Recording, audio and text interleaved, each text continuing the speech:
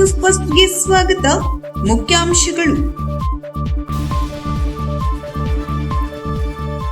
ಸಿಂಗನಮನೆ ಯುವಕನ ಕೊಲೆ ಪ್ರಕರಣದ ಮಾಹಿತಿ ನೀಡಿದ ಎಸ್ಪಿ ದೀಪನ್. ಮಾದಕ ವಸ್ತುಗಳ ಸೇವನೆಯಿಂದ ಯುವಕರ ಜೀವನಕ್ಕೆ ಕಂಟಕ. PSI MG Kumbar. ಮತಗಟ್ಟೆ ಅಧಿಕಾರಿಗಳು ಮನೆಗೆ ಬಂದಾಗ ಸಾರ್ವಜನಿಕರು ಸಹಕಾರ ನೀಡಿ. ಕೆಎಚ್ ಪಾಂಡು. ಮಾದಕ ವಸ್ತುಗಳ ಸೇವನೆಯಿಂದಾಗುವ ದುಷ್ಪರಿಣಾಮಗಳ ಕುರಿತು ಜಾಗೃತಿ ಮೂಡಿಸಲಾಯಿತು. ಜೂನ್ 27 ಮತ್ತು 28ರಂದು ಹಲಸಿನ ಮೇಳ ಜರುಗಲಿದೆ ಎಂದು ಅಧ್ಯಕ್ಷ ಶಂಭುಲಿಂಗ ಹೆಗಡೆ ತಿಳಿಸಿದ್ದಾರೆ. ಸುಪ್ರಸಿದ್ಧ ಶ್ರೀ ಮಾರಿಕಾಂಬಾ ದೇವಸ್ಥಾನದ ನೂತನ ಅಧ್ಯಕ್ಷ ಉಪಾಧ್ಯಕ್ಷರಿಗೆ ಗೌರವ ಸಮರ್ಪಣೆ. ಬಿಜೆಪಿ ಉತ್ತರ ಕನ್ನಡ ವತಿಯಿಂದ ಸಂವಿಧಾನ ಹತ್ಯಾ ದಿನ ಆಚರಣೆ. ಶ್ರದ್ಧಾ ಭಕ್ತಿಯಿಂದ ಮೊಹರಂ ಆಚರಣೆ. ಶಿರಸಿ ತಾಲೂಕಿನ ಸಿಂಗನಮನೆ ಕಾಡಿನಲ್ಲಿ ಯುವಕನ ಕೊಲೆ ಪ್ರಕರಣ ನಡೆದಿದ್ದು, ಶಂಕಿತ ವ್ಯಕ್ತಿಯನ್ನ ವಶಕ್ಕೆ ಪಡೆದು ಈ ಕುರಿತು ತನಿಖೆ ನಡೆಸಲಾಗುತ್ತಿದೆ ಎಂದು ಉತ್ತರ ಕನ್ನಡ ಜಿಲ್ಲಾ ಪೊಲೀಸ್ ಅಧೀಕ್ಷಕ ದೀಪನ್ ಎಂಎನ್ ಅವರು ಶುಕ್ರವಾರ ನಗರದ ಡಿವೈಎಸ್ಪಿ ಕಚೇರಿಯಲ್ಲಿ ಸುದ್ದಿಗೋಷ್ಠಿ ನಡೆಸಿ ತಿಳಿಸಿದರು. ಕೊಲೆಯಾದ ವ್ಯಕ್ತಿ ತಾಲೂಕಿನ ಇಟಗುಳಿ ಗ್ರಾಮ ಪಂಚಾಯತ್ ವ್ಯಾಪ್ತಿಯ ಸಿಂಗನಮನೆ ನಿವಾಸಿ ಪರಮೇಶ್ವರ್ ನಾಯ್ಕ್ ಎಂದು ಈಗಾಗಲೇ ಗುರುತಿಸಲಾಗಿದೆ ಎಂದು ತಿಳಿಸಿದರು.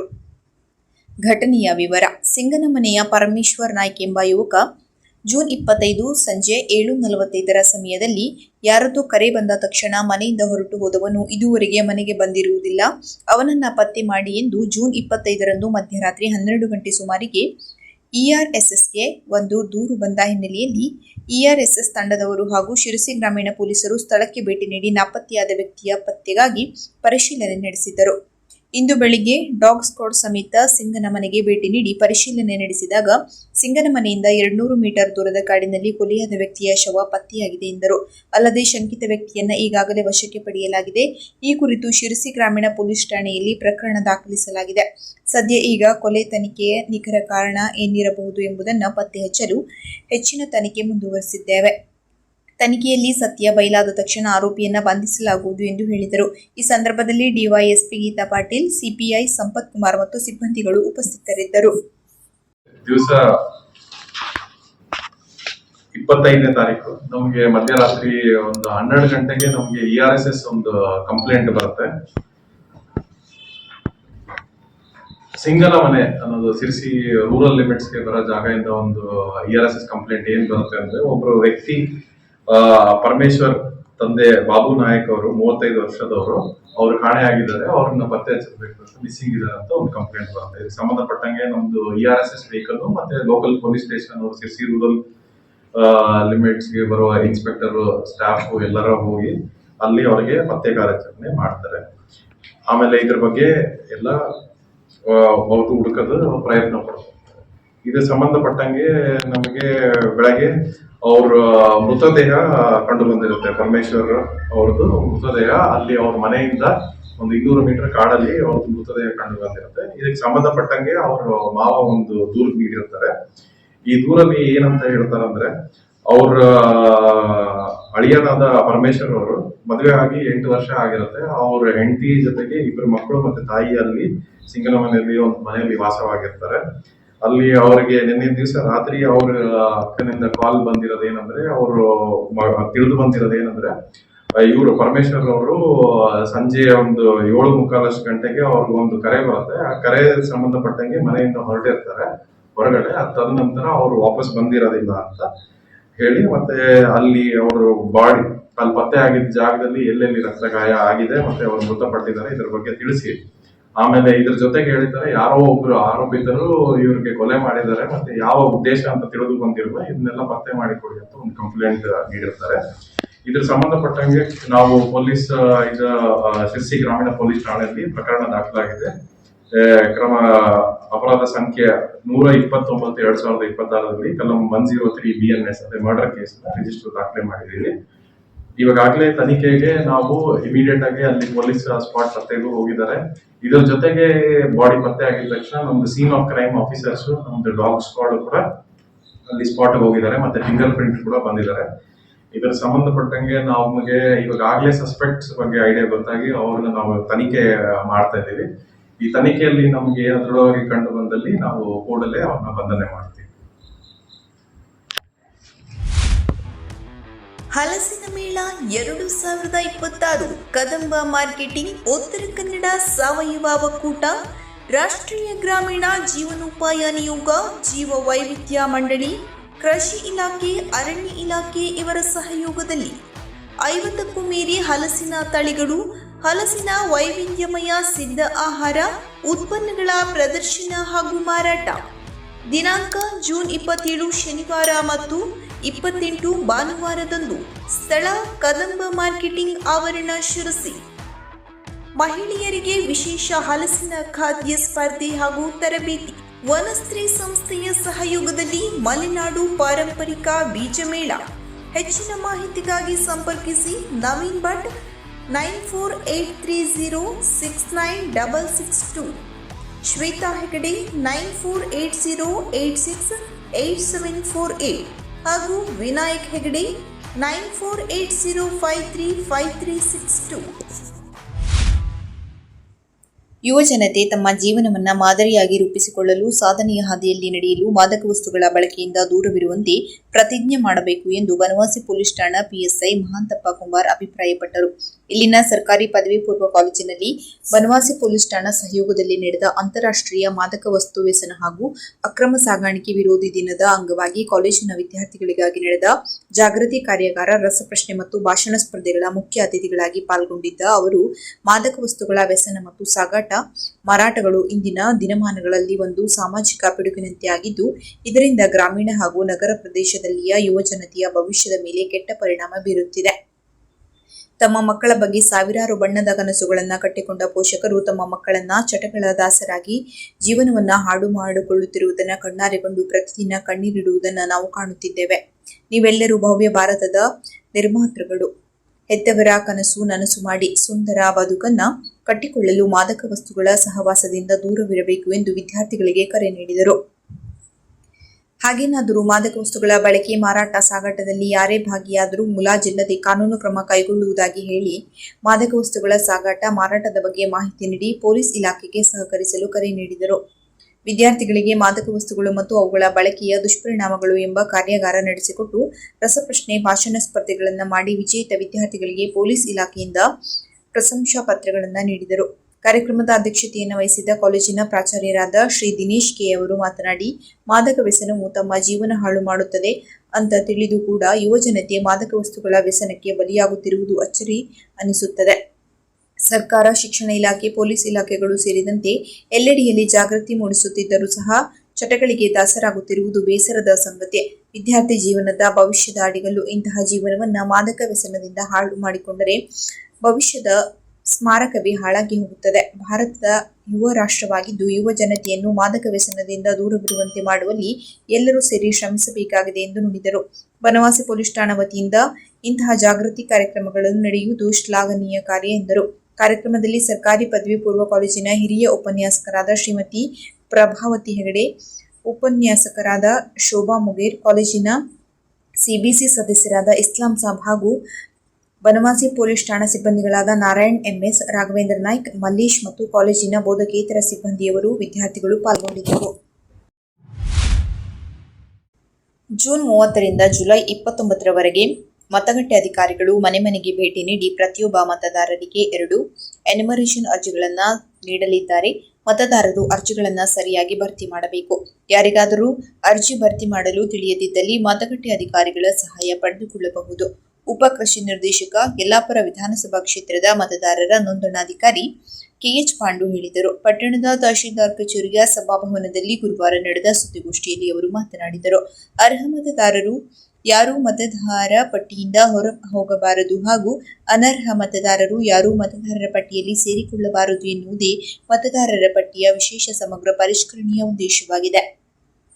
ಜೂನ್ 30ರಿಂದ ಪ್ರಕ್ರಿಯೆ ಆರಂಭಗೊಳ್ಳಲಿದ್ದು ಸಾರ್ವಜನಿಕರೆಲ್ಲರೂ ಸಹಕಾರ ನೀಡಬೇಕು. ಭರ್ತಿ ಮಾಡಿದ 2 ಅರ್ಜಿಗಳಲ್ಲಿ ಒಂದನ್ನು ಮತಗಟ್ಟೆ ಅಧಿಕಾರಿಗಳಿಗೆ ನೀಡಬೇಕು. ಇನ್ನೊಂದು ಅರ್ಜಿಯನ್ನ ಮತದಾರರು ತಮ್ಮ ಬಳಿಯೇ ಇಟ್ಟುಕೊಳ್ಳಬೇಕು. 2 ಅರ್ಜಿಗಳಿಗೆ ಮತಗಟ್ಟೆ ಮಟ್ಟದ ಅಧಿಕಾರಿಗಳು ಮತ್ತು ಮತದಾರರು ಅಥವಾ ಅವರ ಕುಟುಂಬದ ಸದಸ್ಯರು ಕಡ್ಡಾಯವಾಗಿ ಸಹಿ ಮಾಡಬೇಕು. ಕರಡು ಮತದಾರರ ಪಟ್ಟಿ ಆಗಸ್ಟ್ 5ರಂದು ಪ್ರಕಟವಾಗಲಿದೆ. ಆಗಸ್ಟ್ 5ರಿಂದ ಸೆಪ್ಟೆಂಬರ್ 4ರವರೆಗೆ ಹಕ್ಕು ಮತ್ತು ಆಕ್ಷೇಪಣೆಗಳನ್ನು ಸಲ್ಲಿಸಬಹುದು. ಅಕ್ಟೋಬರ್ 7ರಂದು ಅಂತಿಮ ಮತದಾರರ ಪಟ್ಟಿ ಪ್ರಕಟವಾಗಲಿದೆ ಎಂದು ತಿಳಿಸಿದರು. ತಹಶೀಲ್ದಾರ್ ಸಹಾಯಕ ಮತದಾರರ ನೋಂದಣಾಧಿಕಾರಿ ಪ್ರಸಾದ್ ಎಸ್ಎ ಮಾತನಾಡಿ, ಯಲ್ಲಾಪುರ ವಿಧಾನಸಭಾ ಕ್ಷೇತ್ರದಲ್ಲಿ ಒಟ್ಟು 1,89,502 ಮತದಾರರಿದ್ದಾರೆ. ಅದರಲ್ಲಿ ತಾಲೂಕಿನಲ್ಲಿ 78,428 ಮತದಾರರಿದ್ದು, ಮತದಾರರ ಪಟ್ಟಿ ಸಮಗ್ರ ಪರಿಷ್ಕರಣೆ ಪೂರ್ವ ತಯಾರಿಗಾಗಿ ಮತದಾರರ ವಿವರಗಳನ್ನು ಹೋಲಿಸಿ ಕ್ಷೇತ್ರದಲ್ಲಿ ಶೇಕಡಾ 96.4% ಮ್ಯಾಪಿಂಗ್ ಮಾಡಿ ಖಚಿತಪಡಿಸಿಕೊಳ್ಳಲಾಗಿದೆ. ಇನ್ನು 3,107 ಮತದಾರರ ಮ್ಯಾಪಿಂಗ್ ಉಳಿದಿದ್ದು, ಮತದಾರರ ಪಟ್ಟಿ ವಿಶೇಷ ಸಮಗ್ರ ಪರಿಷ್ಕರಣೆ ಆರಂಭವಾಗುವವರೆಗೆ ಮ್ಯಾಪಿಂಗ್ ಪ್ರಕ್ರಿಯೆ ಮುಂದುವರಿಯಲಿದೆ ಎಂದು ತಿಳಿಸಿದರು. ಜೂನ್ 25ರಂದು ನಗರದ ಪೊಲೀಸ್ ಠಾಣಾ ವತಿಯಿಂದ ಮಾರಿಗುಡಿ ಪಿಯು ಕಾಲೇಜಿನ ವಿದ್ಯಾರ್ಥಿಗಳೊಂದಿಗೆ ಅಂತಾರಾಷ್ಟ್ರೀಯ ಮಾದಕ ವಸ್ತುಗಳ ಸೇವನೆ ಹಾಗೂ ಅಕ್ರಮ ಕಳ್ಳ ಸಾಗಾಣಿಕೆ ವಿರೋಧಿ ದಿನಾಚರಣೆಯ ಅಂಗವಾಗಿ ಜಾಗೃತಿ ಜಾಥಾ ಕಾರ್ಯಕ್ರಮವನ್ನು ಗುರುವಾರ ಹಮ್ಮಿಕೊಳ್ಳಲಾಗಿತ್ತು. ಶ್ರೀ ಮಾರಿಕಾಂಬಾ ದೇವಸ್ಥಾನದಿಂದ ಜಾಥಾವನ್ನು ಆರಂಭಿಸಿ ನಗರದ ಪ್ರಮುಖ ಬೀದಿಗಳಲ್ಲಿ ಸಂಚರಿಸಿ ಮಾದಕ ವಸ್ತುಗಳ ಸೇವನೆ ಆದ್ದರಿಂದ ಆಗುವ ದುಷ್ಪರಿಣಾಮಗಳ ಕುರಿತು ವಿದ್ಯಾರ್ಥಿಗಳಿಗೆ ಹಾಗೂ ಸಾರ್ವಜನಿಕರಿಗೆ ಜಾಗೃತಿ ಮೂಡಿಸಲಾಯಿತು. ಈ ಸಂದರ್ಭದಲ್ಲಿ ನಗರ ಠಾಣೆ ಪಿಎಸ್ಐ ನರಸಿಂಹಲು ಸೇರಿದಂತೆ ಪೊಲೀಸ್ ಸಿಬ್ಬಂದಿಗಳು ಹಾಗೂ ವಿದ್ಯಾರ್ಥಿಗಳು ಪಾಲ್ಗೊಂಡಿದ್ದರು. ಶಿರಸಿನಗರದ ಕದಂಬ ಮಾರ್ಕೆಟಿಂಗ್ ಆವರಣದಲ್ಲಿ ಜೂನ್ 27 ಮತ್ತು 28ರಂದು ಹಲಸಿನ ಮೇಳವನ್ನು ಆಯೋಜನೆ ಮಾಡಲಾಗಿದೆ ಎಂದು ಕದಂಬ ಮಾರ್ಕೆಟಿಂಗ್ನ ಅಧ್ಯಕ್ಷ ಶಂಭುಲಿಂಗ ಹೆಗಡೆ ತಿಳಿಸಿದರು. ನಗರದ ಕದಂಬ ಮಾರ್ಕೆಟಿಂಗ್ ಕಚೇರಿಯಲ್ಲಿ ಬುಧವಾರ ಸುದ್ದಿಗೋಷ್ಠಿ ನಡೆಸಿ ಮಾತನಾಡಿದ ಅವರು, ಕದಂಬ ಸಂಸ್ಥೆ, ಉತ್ತರ ಕನ್ನಡ ಸಾವಯವ ಒಕ್ಕೂಟ, ರಾಷ್ಟ್ರೀಯ ಗ್ರಾಮೀಣ ಜೀವನೋಪಾಯ ಅಭಿಯಾನ, ಜೀವ ವೈವಿಧ್ಯ ಮಂಡಳಿ, ವನ ಟ್ರಸ್ಟ್ ಹಾಗೂ ಕೃಷಿ, ತೋಟಗಾರಿಕಾ ಮತ್ತು ಅರಣ್ಯ ಇಲಾಖೆಗಳ ಜಂಟಿ ಸಹಯೋಗದಲ್ಲಿ ಹಲಸಿನ ಮೇಳ ನಡೆಯಲಿದೆ. ಜೂನ್ 27ರ ಬೆಳಿಗ್ಗೆ 10:30ಕ್ಕೆ ಶಾಸಕ ಭೀಮಣ್ಣ ನಾಯ್ಕ ಮೇಳಕ್ಕೆ ಚಾಲನೆ ನೀಡಲಿದ್ದಾರೆ. ಜಿಲ್ಲಾ ಪಂಚಾಯತ್ ಮುಖ್ಯ ಕಾರ್ಯನಿರ್ವಹಣಾಧಿಕಾರಿ ಡಾಕ್ಟರ್ ದಿಲೀಶ್ ಶಶಿ, ವೃಕ್ಷಲಕ್ಷ ಆಂದೋಲನದ ಅನಂತ ಹೆಗಡೆ ಶಿಸರ, ಉಪ ಅರಣ್ಯ ಸಂರಕ್ಷಣಾಧಿಕಾರಿ ಸಂದೀಪ್ ಸೂರ್ಯವಂಶಿ, ತೋಟಗಾರಿಕಾ ಇಲಾಖೆಯ ಜಂಟಿ ನಿರ್ದೇಶಕ ಡಾಕ್ಟರ್ ಬಿಪಿ ಸತೀಶ್, ಕೃಷಿ ಇಲಾಖೆಯ ಜಂಟಿ ನಿರ್ದೇಶಕ ಶಿವಪ್ರಸಾದ್ ಗಾಂವ್ಕರ್, ವನ ಟ್ರಸ್ಟ್ನ ಶೈಲಜಾ ಗೋರ್ನಮನೆ ಹಾಗೂ ತಂಜಾವೂರಿನ ನಿಫ್ಟಿ ಸಂಸ್ಥೆಯ ಅಸೋಸಿಯೇಷನ್ ಪ್ರೊಫೆಸರ್ ಚಿದಾನಂದ ಡಿವಿ ಭಾಗವಹಿಸಲಿದ್ದಾರೆ ಎಂದರು. ಕದಂಬ ಸಂಸ್ಥೆಯ ಗೌರವ ಸಲಹೆಗಾರ ವಿಶ್ವೇಶ್ವರ ಭಟ್ ಮಾತನಾಡಿ, ಜೂನ್ 28ರಂದು ತಜ್ಞ ಜಾಕ್ ಅನಿಲ್ ಅವರಿಂದ ಉಚಿತ ಹಲಸಿನ ಕಸಿ ಕಾರ್ಯಾಗಾರ ನಡೆಯಲಿದೆ ಎಂದು ತಿಳಿಸಿದರು. ಮೇಳದಲ್ಲಿ ಕದಂಬ ಆನ್ಲೈನ್ ಟ್ರೆಂಡಿಂಗ್ ಪ್ಲಾಟ್ಫಾರ್ಮ್ ಹಾಗೂ ನೂತನ ವೆಬ್ಸೈಟ್ ಬಿಡುಗಡೆಗೊಳ್ಳಲಿದ್ದು, ಅರಣ್ಯ ಇಲಾಖೆಯಿಂದ ಹಲಸಿನ ವೃಕ್ಷಾರೋಪಣ ನಡೆಯಲಿದೆ. ಹಲಸಿನ ಸಂರಕ್ಷಣೆ ಮತ್ತು ಮಾರುಕಟ್ಟೆ ಕುರಿತು ವಿಶೇಷ ಗೋಷ್ಠಿಗಳಲ್ಲಿ ತಜ್ಞರಾದ ಕಾಂತರಾಜ ತಿಪ್ಪಣ್ಣ ಕೆಎಸ್, ಉದ್ಯಮಿಗಳಾದ ನರೇಂದ್ರ ಸಕ್ಕರಾಯಪಟ್ಟಣ, ಭಾರದ್ವಾಜ್ ಕಾಂತಾರ ಹಾಗೂ ಮಮತಾ ಭಟ್ ಮಾಹಿತಿ ನೀಡಿದರು. ವಿವಿಧ ಹಲಸಿನ ತಳಿಗಳ ಪ್ರದರ್ಶನ, ಮಾರಾಟ, ಪಾರಂಪರಿಕ ಬೀಜ ಮೇಳ ಹಾಗೂ ಮಹಿಳೆಯರಿಗಾಗಿ ಹಲಸಿನ ವಿಶಿಷ್ಟ ಖಾದ್ಯ ಸ್ಪರ್ಧೆಗಳನ್ನು ಆಯೋಜಿಸಲಾಗಿದೆ. ಮೇಳದಲ್ಲಿ ಹಲಸಿನ ಉತ್ಪನ್ನಗಳಿಗೆ ಮಾತ್ರ ಮಾರಾಟದ ಅವಕಾಶವಿದೆ ಎಂದು ತಿಳಿಸಿದರು. ಈ ಸಂದರ್ಭದಲ್ಲಿ ಕದಂಬ ಸಂಸ್ಥೆಯ ಸಿಇಒ ರಾಜೇಂದ್ರ ಜೋಶಿ, ಸಾವಯವ ಒಕ್ಕೂಟದ ವಿಕಾಸ್ ಹೆಗಡೆ, ಮಾವಿನಕೊಪ್ಪ ಸೇರಿದಂತೆ ಸಿಬ್ಬಂದಿಗಳು ಉಪಸ್ಥಿತರಿದ್ದರು. ಶಿರಸಿನಗರದ ಟಿಎಸ್ಎಸ್ ಸಂಘದ ಗೋಪಾಲಕೃಷ್ಣ ವೈದ್ಯರವರು ಶುಕ್ರವಾರ ಶ್ರೀ ಮಾರಿಕಾಂಬಾ ದೇವಸ್ಥಾನದಲ್ಲಿ ದೇವಿಗೆ ವಿಶೇಷ ಪೂಜೆ ಸಲ್ಲಿಸಿ ದೇವಿಯ ದರ್ಶನ ಪಡೆದರು. ನಂತರ ಅವರು ದೇವಾಲಯಕ್ಕೆ ನೂತನ ಅಧ್ಯಕ್ಷರಾದ ರವಿ ಬೆಳ್ಳೆಮನೆ ಹಾಗೂ ಉಪಾಧ್ಯಕ್ಷರಾಗಿ ಆಯ್ಕೆಯಾಗಿರುವ ಅಶೋಕ್ ಪವಾರ್ ಅವರಿಗೆ ಗೌರವ ಸಮರ್ಪಿಸಿ ನೂತನ ಆಡಳಿತ ಮಂಡಳಿಗೆ ಶುಭ ಕೋರಿದರು. ಬಳಿಕ ನೂತನ ಅಧ್ಯಕ್ಷ, ಉಪಾಧ್ಯಕ್ಷರ ಮತ್ತು ಆಡಳಿತ ಮಂಡಳಿಯ ನೇತೃತ್ವದ ಅಧಿಕಾರಾವಧಿಯಲ್ಲಿ ದೇವಾಲಯವು ಇನ್ನೂ ಹೆಚ್ಚಿನ ಅಭಿವೃದ್ಧಿ ಪಥದಲ್ಲಿ ಸಾಗಲಿ ಎಂದು ಆಶಿಸಿದರು. ಈ ಸಂದರ್ಭದಲ್ಲಿ ಟಿಎಸ್ಎಸ್ ನಿರ್ದೇಶಕರು, ಸಿಬ್ಬಂದಿಗಳು, ಶ್ರೀ ಮಾರಿಕಾಂಬಾ ದೇವಾಲಯದ ವ್ಯವಸ್ಥಾಪಕರು, ಸಿಬ್ಬಂದಿ ವರ್ಗದವರು ಉಪಸ್ಥಿತರಿದ್ದರು. ಕಾಂಗ್ರೆಸ್ ಹೇರಿದ ತುರ್ತು ಪರಿಸ್ಥಿತಿಯ ಕರಾಳ ಅಧ್ಯಯನಕ್ಕೆ 51 ವರ್ಷ ಪೂರ್ಣಗೊಂಡ ಹಿನ್ನೆಲೆಯಲ್ಲಿ ಕಾರ್ಯಕ್ರಮದ ಮುಖ್ಯ ವಕ್ತಾರರಾದ ಆರ್ಎಸ್ಎಸ್ ಶಿರಸಿ ವಿಭಾಗ ವ್ಯವಸ್ಥಾ ಪ್ರಮುಖರಾದ ಸತ್ಯನಾರಾಯಣ ಭಟ್ ಅವರು ತುರ್ತು ಪರಿಸ್ಥಿತಿ ಕರಾಳ ಇತಿಹಾಸದ ಕುರಿತು ಮಾತನಾಡಿದರು. ಅವರು ಶುಕ್ರವಾರ ಬಿಜೆಪಿ ಜಿಲ್ಲಾ ಕಾರ್ಯಾಲಯ, ದೀನದಯಾಳ ಭವನ, ಶಿರಸಿಯಲ್ಲಿ ಸಂವಿಧಾನ ಹತ್ಯಾ ದಿನ ಕಾರ್ಯಕ್ರಮ ಏರ್ಪಡಿಸಲಾದ ಕಾರ್ಯಕ್ರಮ ಉದ್ದೇಶಿಸಿ ಮಾತನಾಡುತ್ತಾ, ಕಾಂಗ್ರೆಸ್ ತನ್ನ ಅಧಿಕಾರ ಉಳಿಸಿಕೊಳ್ಳುವ ಸೆನ್ಸ್ ಆಫ್ ಎಂಟರ್ಟೈನ್ಮೆಂಟ್ಗೋಸ್ಕರ ತುರ್ತು ಪರಿಸ್ಥಿತಿ ಹೇರಿದರು ಎಂದು ತಿಳಿಸಿದರು. ಅಲ್ಲದೆ ದೇಶದ ಒಳಿತು, ಪ್ರಜಾಹಿತ ಲೆಕ್ಕಿಸದೆ ಸಂವಿಧಾನದ ಆಶಯಕ್ಕೆ ವಿರುದ್ಧವಾಗಿ ಆಗಿನ ಪ್ರಧಾನಿ ಇಂದಿರಾ ಗಾಂಧಿ ಈ ನಿರ್ಧಾರ ಕೈಗೊಂಡರು. ಪತ್ರಿಕಾ ನಿರ್ಬಂಧ ಮತ್ತು ಕಾನೂನಿನ ಮೂಲಕವೂ ಪ್ರಶ್ನೆ ಮಾಡಲು ಆಗದಂತೆ ಸಂವಿಧಾನ ತಿದ್ದುಪಡಿ ಮಾಡಿದ್ದು ಕರಾಳ ಇತಿಹಾಸ ಎಂದು ಹೇಳಿದರು. ನಗರದ ಜಿಲ್ಲಾಧ್ಯಕ್ಷರಾದ ಎನ್ಎಸ್ ಹೆಗಡೆ ಕರ್ಕಿಯವರು ಪ್ರಾಸ್ತಾವಿಕವಾಗಿ ಮಾತನಾಡಿ, ತುರ್ತು ಪರಿಸ್ಥಿತಿ ಹೇರಿ ಸಂವಿಧಾನ ಕಗ್ಗೊಲೆ ಮಾಡಿದ ಕಾಂಗ್ರೆಸ್ ಸಂವಿಧಾನದ ರಕ್ಷಕನಂತೆ ಮುಖವಾಡ ಧರಿಸಿ ಓಡಾಡುವುದು ಹಾಸ್ಯಾಸ್ಪದ ಎಂದರು. ಜನರಿಗೆ ನೈಜ ಇತಿಹಾಸದ ಜಾಗೃತಿ ಮೂಡಿಸುವ ಕಾರ್ಯವನ್ನು ಸಂವಿಧಾನ ಹತ್ಯಾದಿನದ ಮೂಲಕ ಮಾಡುತ್ತಿದ್ದೇವೆ ಎಂದರು. ಕೊನೆಯಲ್ಲಿ ಆಗಿನ ಪ್ರಧಾನಿ ಇಂದಿರಾ ಗಾಂಧಿ ಹೇರಿದ ತುರ್ತು ಪರಿಸ್ಥಿತಿ ವಿರೋಧಿಸಿ ಹೋರಾಟ ಮಾಡಿ ಬಂಧನಕ್ಕೊಳಗಾದ ಶ್ರೀ ನಾರಾಯಣ ಭಾಸ್ಕರ್ ಭಟ್ ಗೆದ್ದೆಮನೆ, ಶ್ರೀ ವೆಂಕಟರಮಣ ಸೀತಾರಾಮ್ ಹೆಗಡೆ ಕೆಸರಕೊಪ್ಪರವರಿಗೆ ಗೌರವಿಸಲಾಯಿತು. ಈ ಸಂದರ್ಭದಲ್ಲಿ ವಿಭಾಗ ಪ್ರಭಾರಿ ಆರ್.ಡಿ. ಹೆಗಡೆ, ಜಿಲ್ಲಾ ಉಪಾಧ್ಯಕ್ಷ ಅಶೋಕ್ ಚೆಲವಾದಿ ಹಾಗೂ ಶ್ರೀಮತಿ ಪ್ರಭಾವತಿ ಗೌಡ, ಪದಾಧಿಕಾರಿಗಳು, ಕಾರ್ಯಕರ್ತರು ಉಪಸ್ಥಿತರಿದ್ದರು. ಬಿಜೆಪಿ ಜಿಲ್ಲಾ ಪ್ರಧಾನ ಕಾರ್ಯದರ್ಶಿ ಗುರುಪ್ರಸಾದ್ ಹೆಗಡೆ ಹರ್ತೆಬೈಲ್ ಸ್ವಾಗತಿಸಿದರು. ಪ್ರಶಾಂತ್ ನಾಯ್ಕ್ ವಂದಿಸಿದರು.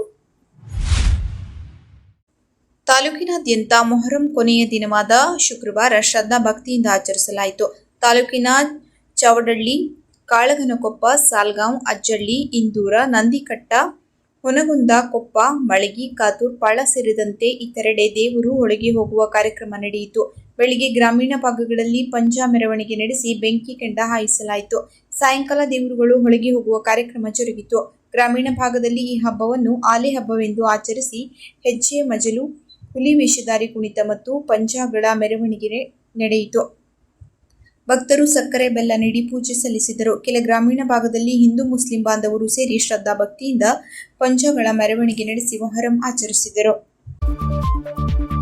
ಕೊನೆಯಲ್ಲಿ ಮತ್ತೊಮ್ಮೆ ಮುಖ್ಯಾಂಶಗಳು. ಸಿಂಗನಮನೆ ಯುವಕನ ಕೊಲೆ ಪ್ರಕರಣದ ಮಾಹಿತಿ ನೀಡಿದ ಎಸ್ಪಿ ದೀಪನ್.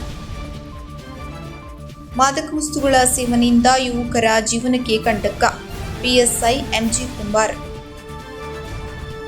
ಮತಗಟ್ಟೆ ಅಧಿಕಾರಿಗಳು ಮನೆಗೆ ಬಂದಾಗ ಸಾರ್ವಜನಿಕರು ಸಹಕಾರ ನೀಡಿ, ಕೆಎಚ್ ಪಾಂಡು. ಮಾದಕ ವಸ್ತುಗಳ ಸೇವನೆಯಿಂದಾಗುವ ದುಷ್ಪರಿಣಾಮಗಳ ಕುರಿತು ಜಾಗೃತಿ ಮೂಡಿಸಲಾಯಿತು. ಜೂನ್ 27 ಮತ್ತು 28ರಂದು ಹಲಸಿನ ಮೇಳ ಜರುಗಲಿದೆ ಎಂದು ಅಧ್ಯಕ್ಷ ಶಂಭುಲಿಂಗ ಹೆಗಡೆ ತಿಳಿಸಿದ್ದಾರೆ. ಸುಪ್ರಸಿದ್ಧ ಶ್ರೀ ಮಾರಿಕಾಂಬಾ ದೇವಸ್ಥಾನದ ನೂತನ ಅಧ್ಯಕ್ಷ, ಉಪಾಧ್ಯಕ್ಷರಿಗೆ ಗೌರವ ಸಮರ್ಪಣೆ. ಬಿಜೆಪಿ ಉತ್ತರ ಕನ್ನಡ ವತಿಯಿಂದ ಸಂವಿಧಾನ ಹತ್ಯಾ ದಿನ ಆಚರಣೆ. ಶ್ರದ್ಧಾ ಭಕ್ತಿಯಿಂದ ಮೊಹರಂ ಆಚರಣೆ. ಕದಂಬ ನ್ಯೂಸ್ ಫಸ್ಟ್, ನಿರ್ಭೀತಿಯಿಂದ ನಿಮ್ಮ ಪರವಾಗಿ.